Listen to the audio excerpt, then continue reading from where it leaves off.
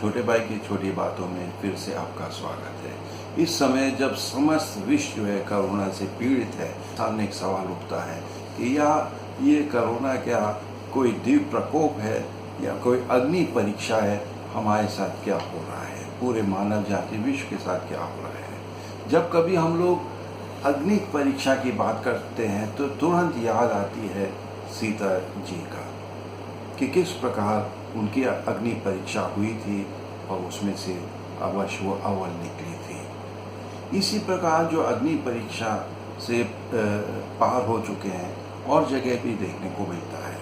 मैं बाइबल का एक उदाहरण देना चाहता हूँ जो ईसा से 500 वर्ष पूर्व अरब देश में एक व्यक्ति था, उनका नाम था अयूब। अयूब धनी था, धार्मिक भी था, लेकिन एक के बाद एक उनका सारा संपत्ति, परिवार, सब कुछ बर्बाद हो गया, छिन गया।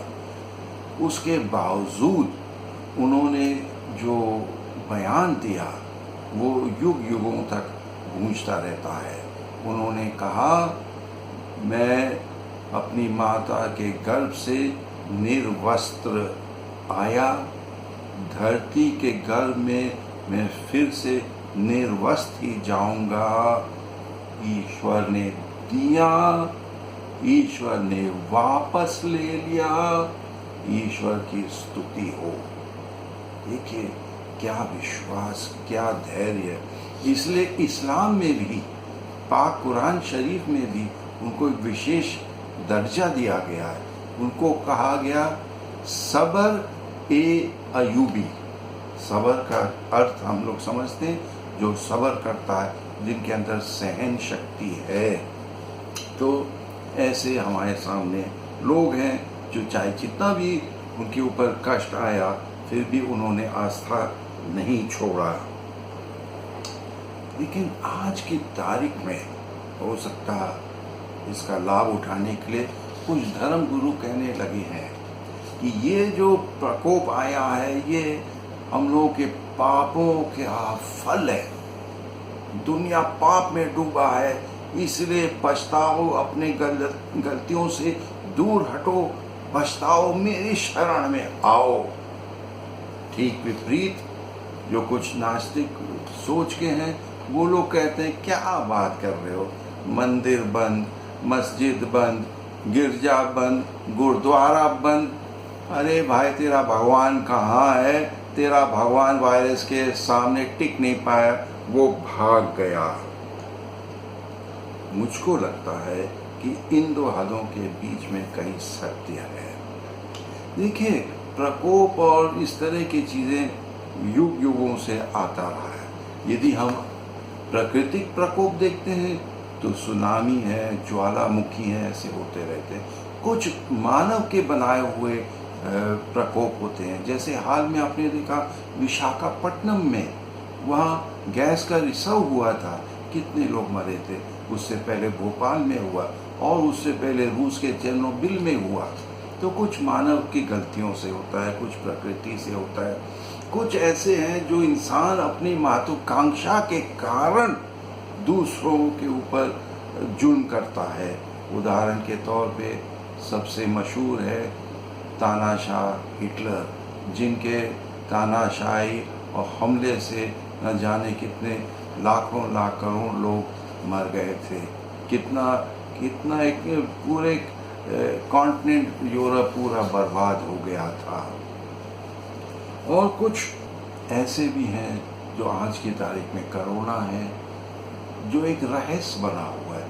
कहाँ से शुरू हुआ, इसका अंत कहाँ होगा, अभी तक ये हमारे लिए एक रहस्य है, जिसके सामने हो सकता हमको थोड़ा सिर झुकाना पड़ेगा। लेकिन क्या इन घटनाओं से हम कहेंगे ये दिव्य प्रकोप है? हम मानते हैं कि ईश्वर प्रेम है। यदि ईश्वर प्रेम है तो वह अपने लोगों पर इस प्रकार का बदला नहीं लेगा कि तुमने पाप किया इसलिए मैं तुम्हारे साथ ऐसे कर रहा हूँ। मुझको नहीं लगता है। लेकिन साथ साथ में मैं यह भी मानता हूँ कि ईश्वर सत्य है। और यदि ईश्वर सत्य है तो कभी कभी उनको थोड़ा फाइन ट्यूनिंग करना पड़ता है। यदि उसने देखा कि लोग भटक गए, जैसे माता पिता होता है, जिसने देखा बच्चा भटक रहा है, रास्ते से हट गया, तो उनको टोकना पड़ता, उनको समझाना पड़ता है। तो हो सकता ये कुछ उस श्रेणी में आता है। लेकिन आज के समय में जब तमाम लोगों ने अपने प्रियजनों को खो बैठे हैं, हम उनको इस तरह का ज्ञान नहीं देना चाहेंगे। हम उनको अपना सांत्वना दें, उनको तसल्ली दे, ताकि उनको उनके प्रियजनों की आत्मा को भी शांति मिले, उनको भी सहन शक्ति प्राप्त हो। फिर भी साथ साथ में थोड़ा सोचने को हमको मजबूर किया जाता है। आपने गुलाब के फूल को देखा, बताइए मुझको, आपने कभी गुलाब के फूल को ऐसे देखा जिसमें कांटा ना लगा हो? जहाँ गुलाब है वहाँ कांटा है। आपने कोई ऐसे दिन देखा जिसके साथ रात ना रहा हो? आपने कोई ऐसे चोटी देखा जिसके पहले घाटी ना रहा हो? तो देखिए, जीवन में सुख दुख दोनों आते हैं, हमको दोनों का सामना करना पड़ता है। ये वक्त है लोगों की सहायता करने के लिए।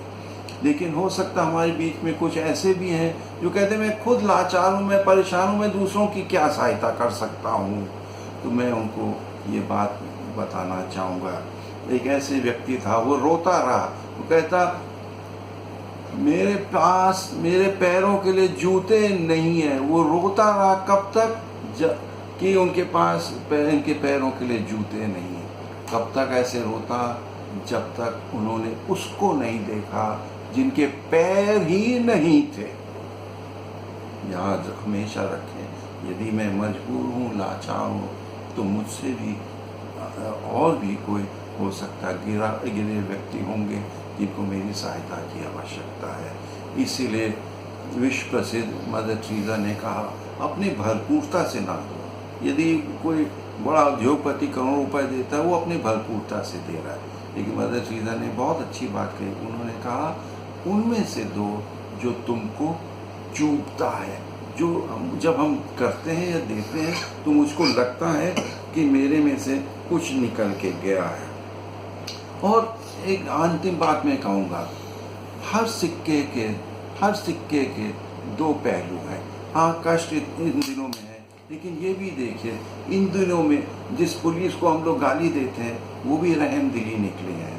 इस समय जब लोग भाग में लगे हुए थे, अब परिवार के सुख में एक दूसरों के साथ बैठ के बात कर रहे हैं, एक साथ भोजन कर रहे हैं, नहीं तो खा के भाग रहे हैं, ड्यूटी पे जाना है।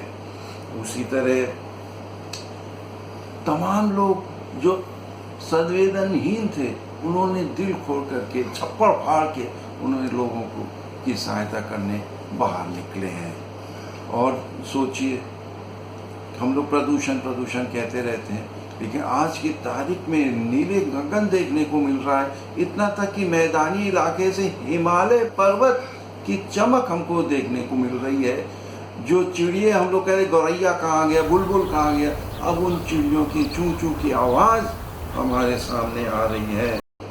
तो कहीं ऐसा तो नहीं है कि ईश्वर जो हमको प्यार करता है और सत्य के मार्ग पे हमको ले चलना चाहते हैं, ये ऐसा तो नहीं है कि वो हमको एक संदेश देना चाहता है कि धैर्य रखो, रुको, सोचो, तुम कहाँ जा रहे हो। तुम विकास के पीछे भाग रहे हो, ठीक है, लेकिन कभी थम जाओ, सोचो कि ज़िंदगी क्या है।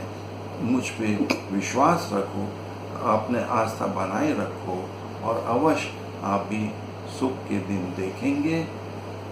मैं आप लोगों को धन्यवाद देता हूँ कि आप लोगों ने मेरी बात सुनी। जैसे हम कहते रहते हैं, यदि आपको अच्छा लगे तो शेयर और सब्सक्राइब कीजिए। धन्यवाद। जय हिंद।